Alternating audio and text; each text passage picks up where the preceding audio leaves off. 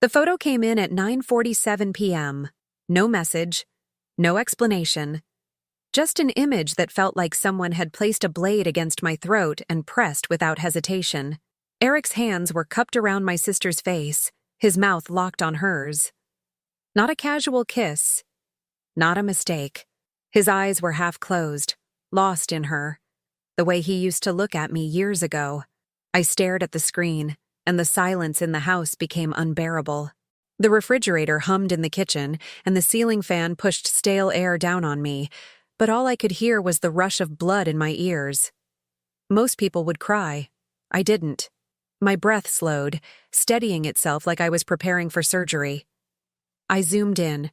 Rachel's hand was on his chest. Her thumb was hooked under his collar, pulling him closer. There was no mistaking it. I felt my pulse split in two, one half screaming, the other whispering instructions. Don't panic. Don't delete it. Save everything. I slid the photo into a hidden folder. Then I looked again. The background told me everything.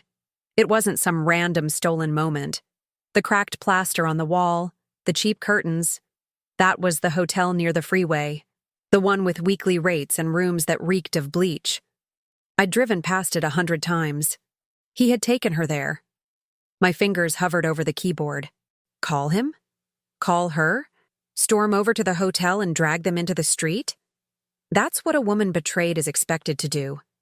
Explode, break things, wail until her throat gives out. But there's power in silence. So instead, I just typed 2 words back to the unknown sender. I know. The 3 little dots blinked on the screen. Whoever it was started typing, then stopped. Typing, then stopped again. Finally, nothing. The photo sat there, heavy, like a bomb waiting for me to pull the pin. I locked my phone and placed it face down on the counter. My hand didn't shake once. Eric came home an hour later. He tossed his keys onto the granite, kissed my cheek like he hadn't just been with my sister, and opened the fridge. Long day, he muttered, grabbing a beer. I studied him the way a surgeon studies an X-ray before the first incision. His shirt smelled faintly of Rachel's perfume.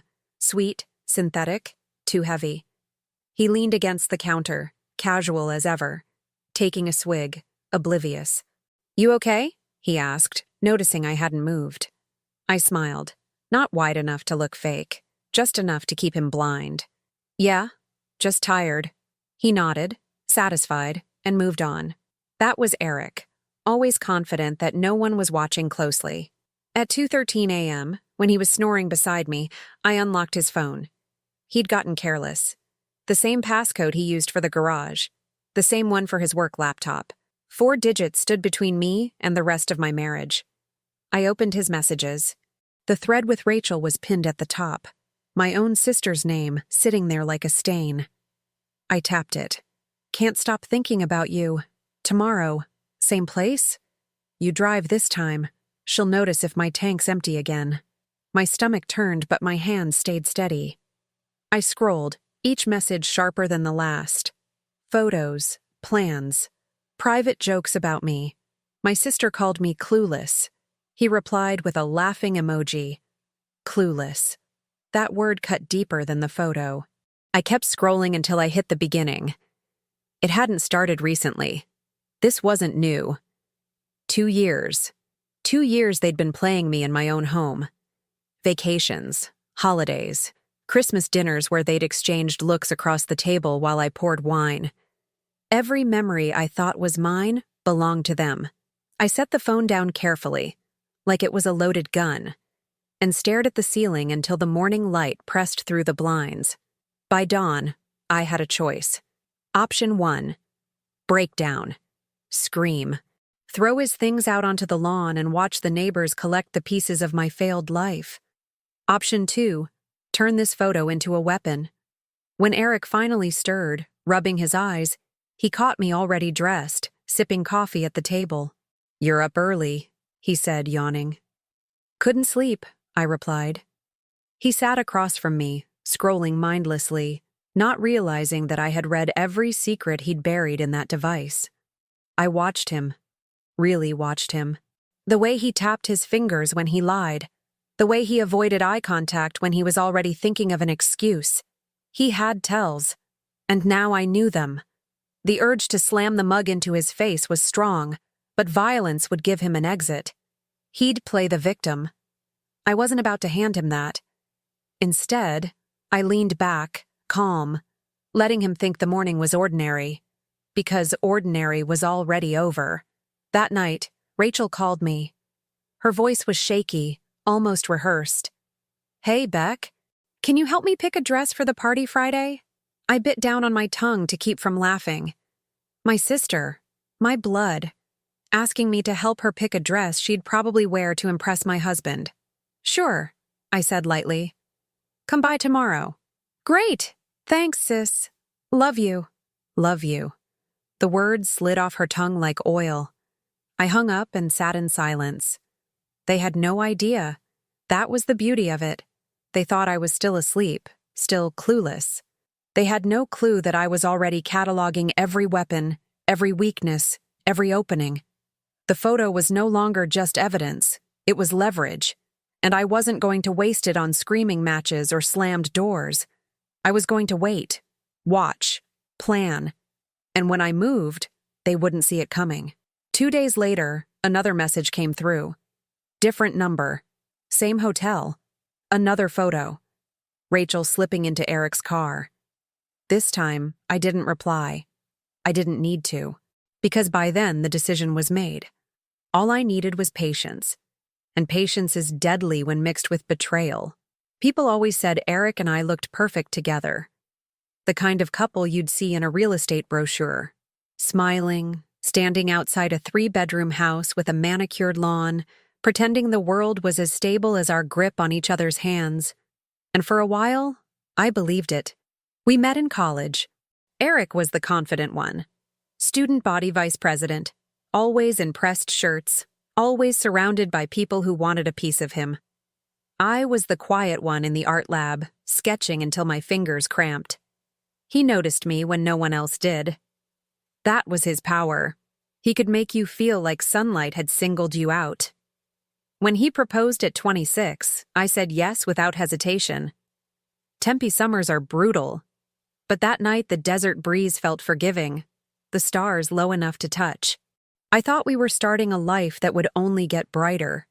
In the beginning, we fit.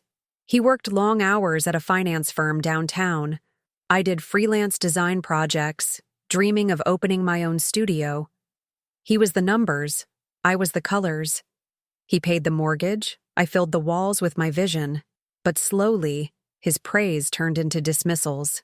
"Cute hobby," he'd say when I showed him a new client's mock-up. "Not a real job," he'd add when I stayed up late finishing a proposal. It was small at first, like a hairline crack in glass, but it widened. Rachel, my younger sister, was always around. She lived just 15 minutes away, still single at 30, bouncing between jobs. My parents worried about her. "She's still finding herself," Mom would say, eyes tight. Meanwhile, I was the responsible one, the married one, the one they bragged about at church. Rachel had charm. She could walk into a room and make everyone laugh in seconds. Next to her, I felt like background music. Pleasant, but forgettable. Still, I defended her. She was my sister. We had grown up sharing secrets in the dark, whispering about boys we liked, plotting futures. I thought we had each other's backs. Every Sunday, we had dinner at my parents' house. Roast chicken, potatoes, Rachel with a glass of wine in hand, teasing me about my Pinterest-perfect life. Eric loved those dinners. He'd sit at the table with his sleeves rolled up, telling stories about his work, and my parents would beam at him like he was their own son.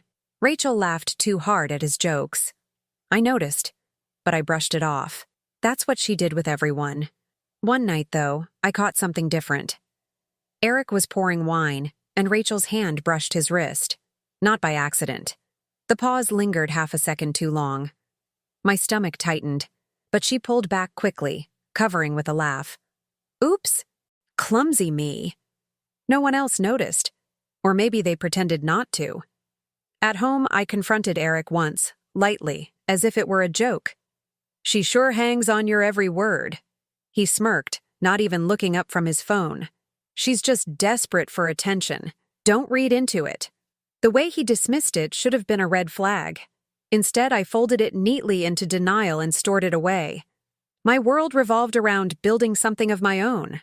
I wanted to launch my interior design studio, finally step out of his shadow. I had the sketches, the client leads, the portfolio. What I didn't have was his support. "Risky," he said when I mentioned renting a small office. "Stick to freelancing. It's safer. Besides, you don't want to strain yourself." Strain myself, like my ambition was a flaw. Rachel, on the other hand, cheered me on. "You're talented, Beck. Don't let him hold you back." Her encouragement felt genuine at the time. It kills me to think about it now. Tempe in the spring is deceptive. Bougainvillea blooms so bright you'd think the whole city is celebrating, but the heat underneath never goes away. That was our marriage. Pretty on the outside, suffocating underneath. Friends envied me. They saw the vacations Eric booked, the dinners he paid for, the Instagram photos with us smiling in Sedona. They didn't see the silences, the little digs, the way he corrected me in front of others. "You meant quarterly, not monthly," he'd say at parties, as if he were my editor. "Becky's memory is terrible," he'd joke while I stood there smiling like it didn't sting. Rachel laughed along, every single time. I tried to focus on the future. I saved every spare dollar into a separate account he didn't know about. My design studio wasn't just a dream. It was my exit strategy if life with Eric ever became unbearable. Still, I told myself I loved him. Love, after all, is what you're supposed to fight for. Then came Thanksgiving. We were at my parents' house again, the table heavy with food. I got up to grab more gravy, and when I turned, I saw Rachel's phone light up. Eric's name. She snatched it quickly, sliding it into her lap, eyes darting up to mine. I froze for a fraction of a second, but then Mom asked me to pass the rolls, and the moment slipped away. I convinced myself it was innocent. Work-related. A quick question. Anything but what it really was. That was the night everything truly started to unravel. I just didn't know it yet. Looking back, I see the patterns. The way Eric stayed late more often. The way Rachel borrowed dresses from me and never returned them. The way my parents praised Eric while gently scolding me for not lightening up. They were building their story while I played the role of the dutiful wife and loyal sister. And then came the photo, the confirmation, the dagger that sliced through every denial I had carefully built.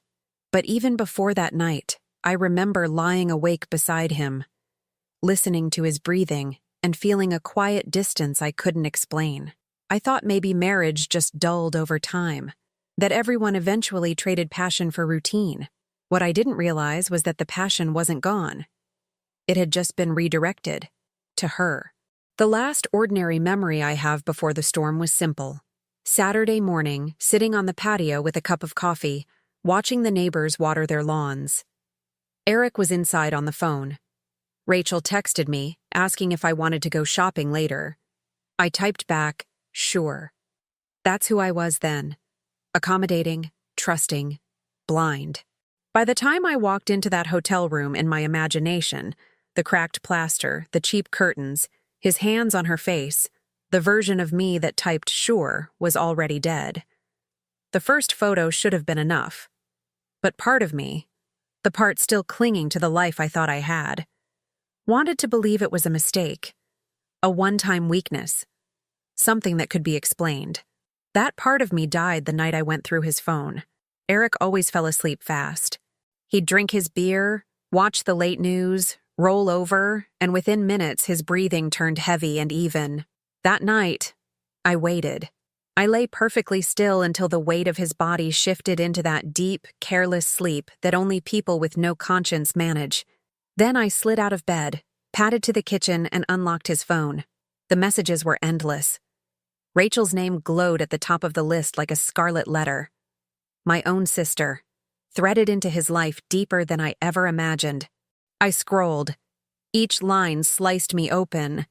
Can't stop thinking about last night. Wish she wasn't around so we had more time. Your hands. I can still feel them. My chest tightened. I scrolled faster, like ripping off a bandage. Photos appeared. Rachel in my bathroom mirror, Eric's shirt draped around her shoulders. Rachel on his lap in the car I drove every day. Their private world had been blooming inside my own, right under my nose. And then, the joke that broke me. Rachel. She bought that new dress? She thinks it makes her look skinny. Eric. Clueless as always, but it's hot when she tries. Clueless. The same word I'd seen before. They'd branded me with it, like I was a running joke in their private language. For a moment I couldn't breathe. My knees hit the kitchen tile. The phone nearly slipped from my hand. This wasn't just betrayal. This was humiliation. They weren't sorry. They weren't hiding out of guilt. They were laughing at me, confident in my blindness. Tears burned my eyes, but I refused to let them fall. Crying would make it real, and I wasn't ready for real. Not yet. The next day, I tested Rachel. I called her, forcing my voice to sound casual. Want to grab coffee later? She hesitated for half a beat. Oh, I can't. Busy today. Rain check? I almost laughed out loud. Busy. I knew exactly what she was busy with. So I asked softly, how's work going? Her tone brightened, almost too fast. Good. Great, actually. Picking up more shifts, making extra money. You know, keeping busy. She always lied like that, filling the air with too many words, hoping I wouldn't notice. But now, I noticed everything. Proud of you, I said, keeping my voice steady. Love you. The silence on her end lasted just a little too long. Then she replied, love you too, sis. I hung up, gripping the phone so tightly my knuckles whitened. I had said love you through gritted teeth, and she had said it back like she believed her own performance. The mask was perfect. But now I knew what was underneath. 2 nights later, I caught them together without meaning to. Eric said he was working late. I didn't believe him, so I drove. The freeway was quiet. Desert night stretching on both sides. I parked across from the cheap hotel, heart pounding, and waited. At 10:22, his car pulled in. 2 minutes later, Rachel's car slid into the space beside his. They didn't even glance around. Didn't check if anyone was watching. They were so certain I'd never see them that secrecy wasn't even necessary. Eric opened her door, and she stepped out, laughing, touching his chest. He kissed her right there in the parking lot, under the flickering streetlight. Not in a rush, not a slip. A kiss meant for lovers who thought the world belonged to them. My hands clenched around the steering wheel until it creaked. I didn't cry. I didn't scream. I didn't get out and drag them apart like every nerve in my body begged me to. I drove home. Slowly. Deliberately. Because I knew if I confronted them there, in that parking lot, I'd lose everything. I'd give them the satisfaction of watching me crumble, and I wasn't going to crumble. That night, as Eric showered, I sat on the edge of the bed, staring at his wallet on the nightstand. I opened it, pulled out his work card, and traced the numbers with my finger. How many dinners had he bought her with this? How many hotel rooms had I indirectly paid for? I slid the card back in and whispered to myself, "You'll pay it back." He came out, towel around his waist, humming. He didn't even notice the open wallet. "You good?" he asked, rubbing his hair dry. I smiled, the same smile that had fooled him for years. Yeah, just tired. The next week, Rachel showed up at my house. She bounced in like she always did, uninvited, wearing one of my blouses. "Cute, right?" she said, tugging at the hem. "Borrowed it. Hope you don't mind." I stared at her, taking in the faint smudge of Eric's cologne clinging to her skin. "You look great," I replied. My voice was so calm it scared even me. She grinned, plopping down on the couch, flipping through a magazine like she owned the place. I sat across from her, studying every detail, the glint in her eyes, the ease in her smile. She looked at me like I was still the blind sister, the one who would defend her, cover for her, cheer her on. She had no idea the blindfold was gone. The more I looked, the clearer it became. This wasn't just betrayal. This was strategy. Eric had the stability. Rachel had the charm. Together, they had created a world where I was disposable. They didn't plan to tell me. Not yet. They'd keep bleeding me dry until I either stumbled upon the truth or they discarded me on their own terms. But that photo, the one someone had sent me, had accelerated everything. It cracked open their timeline. It shoved me into a reality where I had to choose: collapse or fight. One night, as Eric slept, I sat alone in the living room, replaying the evidence in my mind. The texts, the hotel, Rachel's blouse, the laughter at Thanksgiving. The grief should have drowned me. But instead, something colder rose up. I thought of the word clueless. How they had tossed it around like a toy, building their bond by ridiculing me. If they saw me as clueless, then fine. I'd use that. I'd let them keep believing it. Let them think I was still blind, still naive, still walking around in the dark, because that was the only way to make the strike lethal. By the time Eric rolled over in bed and mumbled my name, I had already decided. I wouldn't just survive this. I would destroy them. And when I did, they would never see it coming. It happened during dinner.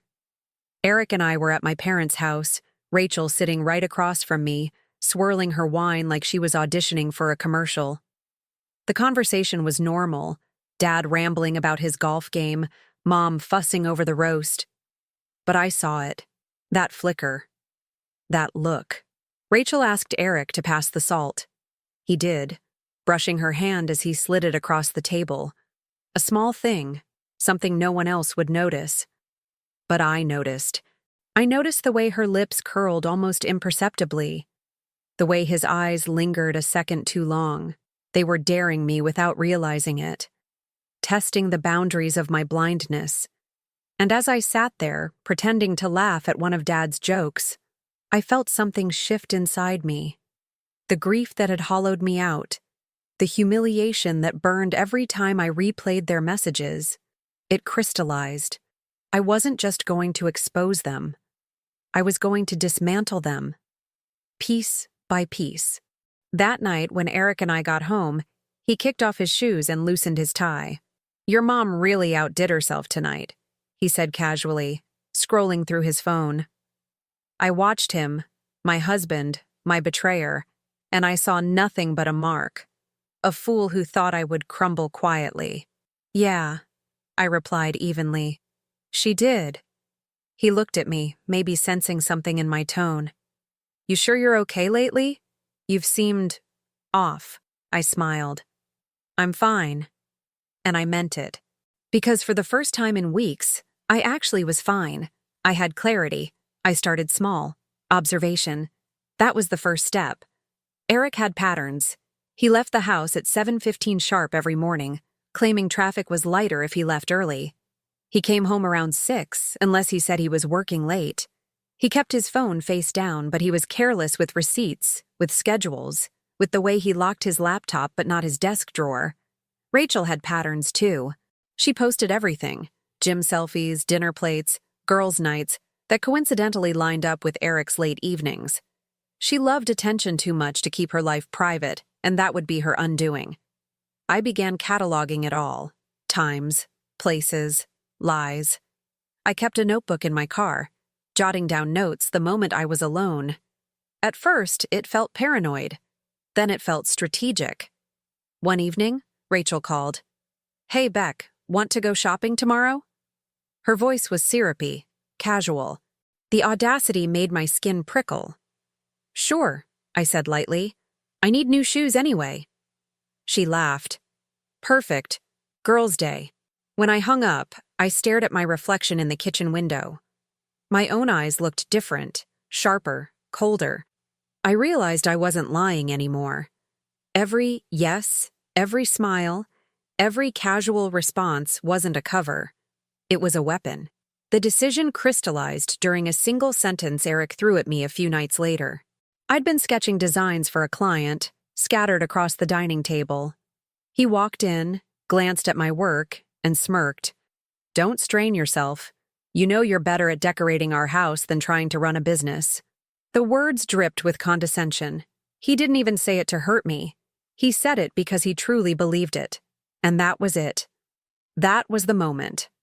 I smiled back, closing my notebook. Inside, my blood went still. He thinks I'm weak. She thinks I'm blind. Perfect. That will make it easier. From that night forward, I played the role they cast me in. At family dinners, I laughed at Eric's jokes, passed Rachel the potatoes, and listened to my parents gush about how lucky I was. In bed, I let Eric's hand rest on my hip like nothing had changed. With Rachel, I gossiped about coworkers and complimented her clothes. But beneath every smile, I was tightening the noose. Because now, I wasn't just enduring. I was plotting. The hardest part was resisting the urge to strike too soon. Every time Eric lied about a late meeting, I wanted to spit the truth in his face. Every time Rachel texted me, pretending to be the supportive sister, I wanted to call her out. But I swallowed it. I let them believe they had me fooled. Because real revenge isn't about explosions. It's about erosion. About letting someone think they're safe until the floor caves beneath them. And I wasn't going to settle for a confrontation. I wanted collapse. Weeks passed. My notebook filled with details, Eric's expense reports, Rachel's Instagram tags, the names of coworkers who might be useful later. I researched quietly. How public scandal could ruin a career in finance, how rumors could destroy credibility, how families could fracture under the weight of exposure. Every piece of information was a brick. And I was building something unshakable. The final confirmation that I had crossed over came one night when Rachel texted me a photo of a dress, asking if she should wear it to a party. Red silk, low cut, the kind of dress designed to lure. I stared at the screen for a long time. Then I typed back, "Stunning. You'll knock them dead." And I laughed to myself because I wasn't lying. She just didn't know who them really was. By then, there was no turning back. I wasn't Becky the wife, Becky the sister, Becky the clueless one. I was Becky the architect, and I had already drawn the blueprint for their downfall. Patience became my weapon. I knew if I lunged too early, I'd lose the satisfaction of watching them fall.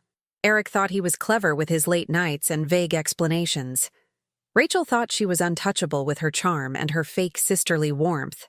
I let them keep believing it, because belief makes people careless. While Eric showered one evening, I slipped through his briefcase. Bank statements, expense reports, receipts, all scattered like breadcrumbs. He had written client dinner on nights that lined up perfectly with Rachel's Instagram posts of cocktails and hotel bar selfies. The sloppiness almost insulted me. I made copies of everything, sliding them back before the water even shut off. He never suspected a thing.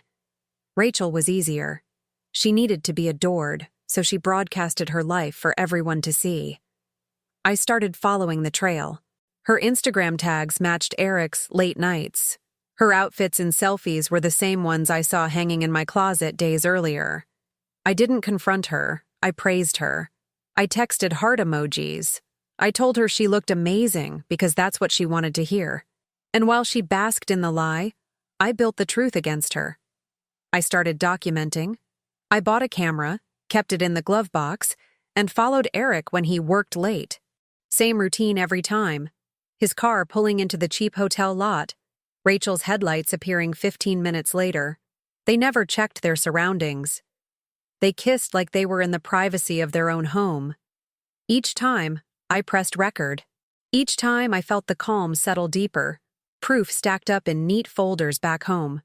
Proof neither of them could ever talk their way out of. But evidence wasn't enough. Revenge needs an audience. I began planting seeds. At Eric's company mixer, I chatted with his business partner, Thomas. I smiled, held my wine, played the role of the supportive wife, and then sighed just lightly enough. Eric's been so busy with new projects. I just hope he's not overextending himself. I saw the crease form between Thomas's brows. That was all I needed. A suggestion. A whisper, the smallest crack. With my parents, I played the same game. Rachel teased me at dinner like she always did, and I laughed along. Later, when Mom asked if I was okay, I let a sigh slip. Sometimes I think she forgets how much I've done for her. No accusation, just quiet resignation. Seeds again. Tiny shifts in perception that would sprout when the time came. I tested their arrogance one Friday night. I told Eric I was staying at a friend's house for a girls' weekend. He smiled too quickly, too eagerly. I parked a block away from the hotel and waited. Right on cue, his car rolled in, Rachel's following minutes later. They kissed in the lot before even reaching the lobby. I filmed it all. My hands didn't shake once. The rage was gone, replaced with precision. Back at home, I spread everything out on the table. Receipts, screenshots, photographs, notes.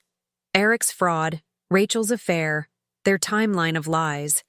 It looked less like evidence and more like a weapon I'd been assembling piece by piece. And it was only getting sharper. Rachel unknowingly rehearsed for her downfall when she stood in my mirror one afternoon, twirling in a red silk dress. "What do you think?" she asked, smirking like she was irresistible. I stepped behind her, meeting her eyes in the glass. "You'll definitely turn heads," I told her. She grinned, oblivious.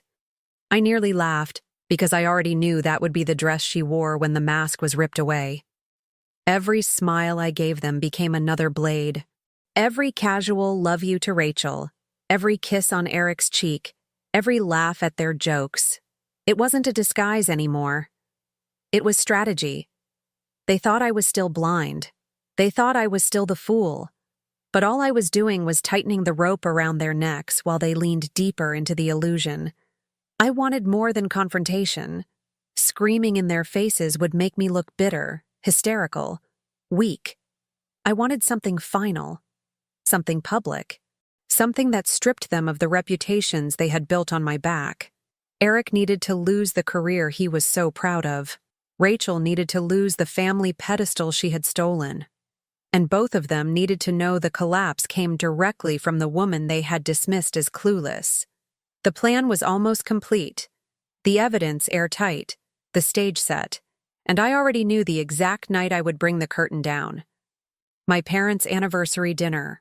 Everyone would be there. My family, extended relatives, even Eric's boss. They would all be in one room, the perfect audience. I smiled when I thought of it. They'd walk in believing it was another ordinary celebration, Rachel probably in that red silk dress, Eric smug at her side. They wouldn't notice the trap until it was too late. By the time I stood up with my wine glass, the show would already be over for them. I went to bed that night beside Eric, his hand draped over me like I still belonged to him. My eyes stared into the dark, wide open, seeing the future I was about to create. And for the first time in weeks, I felt peace, because the plan was ready. And when it unfolded, it wouldn't just end their secret. It would end them. The night of my parents' anniversary dinner arrived, warm desert air clinging to the streets of Tempe like static. I dressed carefully, not too glamorous, not too plain, just enough to blend in, the dutiful daughter, the supportive wife. My mask was almost perfect now. I had been rehearsing it for weeks.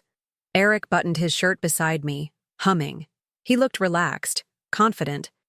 Rachel had texted earlier, bragging about the killer dress she'd chosen. I knew which one. Red silk, low cut. She wanted every eye on her. Good. I wanted that too. We arrived at my parents' house just after 7. The driveway was packed with cars. Laughter spilled from the backyard, the smell of grilled steaks hanging in the air. Balloons bobbed against the fence. Everyone was here. Family, friends, extended relatives. Even Eric's boss, Thomas, standing with a drink in his hand. Perfect. Rachel made her entrance 15 minutes later. And yes, it was the dress. Crimson, clinging, shining under the porch light. My mother gasped, complimenting her. My father kissed her cheek proudly. She laughed, soaking it all in. Eric's eyes flicked toward her once, a spark that only I caught. They thought they were invisible. But tonight, invisibility was over. Dinner was loud, plates clattering, voices rising over each other. Toasts were made. My parents held hands at the head of the table, glowing with decades of love. I sipped my wine, smiling when appropriate, nodding when spoken to. Inside, every second ticked like a countdown. When the moment came, it was almost too easy. I rose from my seat, glass in hand. "I'd like to make a toast," I said, my voice steady. Heads turned. The chatter softened. Eric smiled at me, proud, expecting something sentimental. Rachel smirked, twirling her glass. "This family means everything to me," I began. "My parents taught me love, loyalty, and trust, and I want to honor them tonight by showing everyone here what betrayal really looks like." Confusion rippled across the table. A few awkward laughs. Eric shifted uncomfortably. Rachel's smirk faltered. I pulled my phone from my pocket and tapped the screen.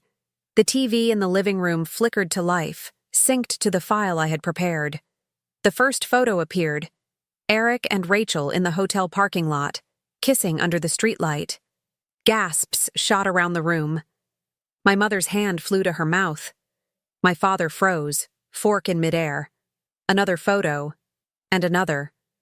Rachel in my blouse, sitting on Eric's lap in his car. Eric unlocking the hotel room door. Each one worse than the last. Undeniable, time-stamped, undeniable. 2 years, I said quietly, my voice cutting through the stunned silence. 2 years my husband and my sister have been laughing behind my back, calling me clueless while they built a life on my humiliation. Rachel shot to her feet. "Becky, stop!" "Sit down," I snapped, my voice so sharp it cracked the air. She froze, cheeks blazing, eyes darting wildly around the table for support. No one moved. Eric stood too, stammering. "This isn't what it looks like." I laughed, bitter and loud. "Not what it looks like? Should I roll the video?" I tapped again.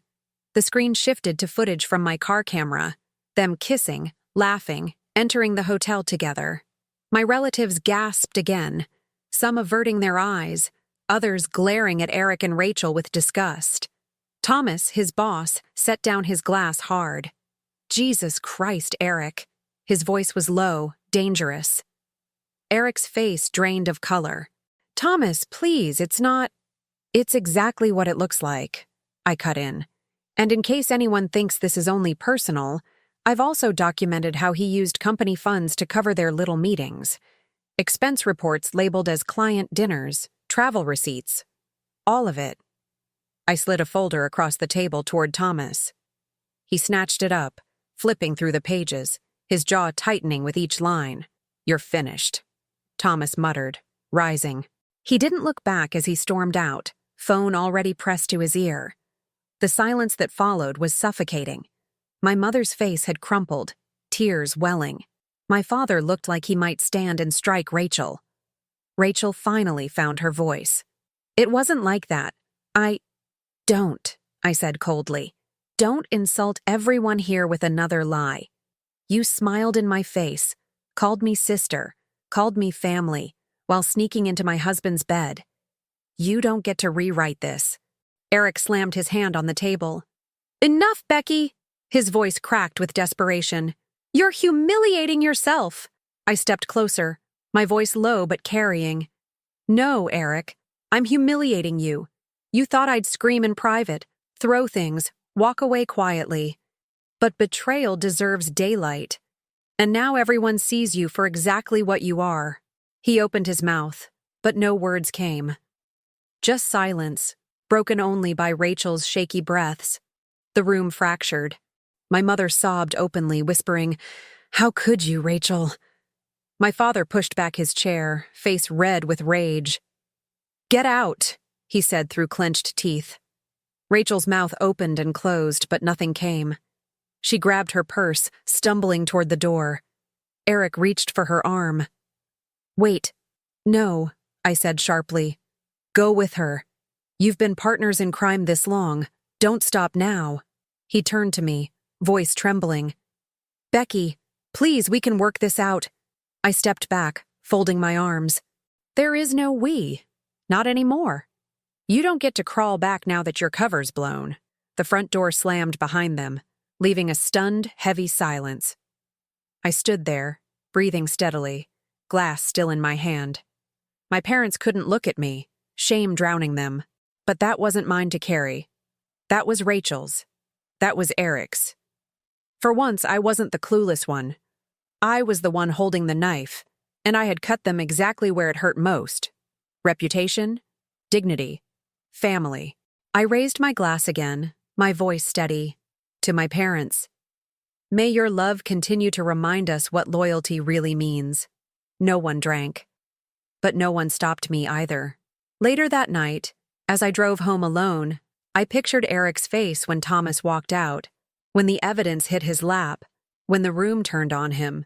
I pictured Rachel's red dress, suddenly garish, clinging like a spotlight of shame. They thought they'd written me out of the story, but I'd stolen the pen, and I had written their ending in bold ink, in front of everyone they valued. And as the desert night stretched around me, I smiled, because the execution was perfect. The dining room was silent long after Eric and Rachel left. Forks abandoned, glasses sweating, my mother's face buried in her hands. My father sat rigid, fists clenched, as if holding himself back from chasing Rachel down the street. I stayed calm, my wine untouched. The explosion had passed, but for them, the fallout was only beginning. It came fast. By Monday, Eric was suspended from work. By Wednesday, he was escorted out with a box of his belongings. Fraud doesn't disappear when you shine a light on it. The whispers became headlines inside the firm. Embezzlement, falsified reports, misuse of funds. His career imploded in less than a week. Rachel's world collapsed just as quickly. Word of the affair spread through her office before she walked in Monday morning. Someone printed one of the hotel photos and left it on her desk. By Friday, she stopped showing up entirely. My parents refused to take her calls. "She's not welcome in this house again," my father said once, and the line was final. Eric begged. Texts, voicemails, promises to work it out. I never answered. He thought this was a phase, a marital spat to be patched over with flowers and empty apologies. He couldn't fathom that this time I wasn't fighting for him. I was watching him drown. Rachel only sent one message. "How could you do this to me?" The arrogance almost made me laugh. How could I do this to her? She had never understood that she'd handed me the knife herself. I deleted the message without replying. Weeks turned into months. Eric lost the house, the car, the friends who once envied him. Rachel vanished from social media, her perfect smile gone, her reputation shredded. They clung to each other now, two broken people on a sinking ship. Their secret love story looked different in the harsh light of exposure. Ugly, desperate, pathetic. But one question lingered. Who had sent me that first photo? The one that started everything? The answer came one night as I sorted through the last of the evidence. I found an old thread on Rachel's phone, long buried. From David, her ex-boyfriend. His last message. "I know about Eric. Don't think you're clever." It hit me like a quiet spark. He was the shadow, the unseen hand. He had given me the weapon. I found him at a bar, hunched over a glass. He didn't look surprised when I approached. "Guess you figured it out," he said. "It was you." He shrugged. "Closure. You deserved to know. And I deserved to see her pay." I raised my glass. "You gave me what I needed." He chuckled. "And you did more with it than I ever could." We didn't speak again. We didn't need to.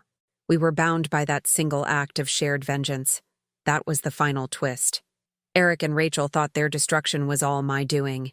They never realized the first crack had been carved by someone else they had betrayed. They thought their affair made them special. But all it did was collect enemies. I was just the one who finished the job. Months later, I stood in my new design studio. Sunlight filled the space, sketches lined the walls. Clients walked through the door praising my work. It was mine. Not his, not ours. Mine. My parents came by with coffee and flowers, their disappointment in Rachel still raw, but their pride in me restored. Eric was gone. Rachel was gone. But I was still here, stronger than they ever imagined. I didn't heal quietly. I didn't forgive. I didn't move on. I won. And as I locked up that night, the desert air cool on my face, I whispered the truth they'd never escape. They thought they destroyed me, but I destroyed them first. And I made sure they'll never forget it.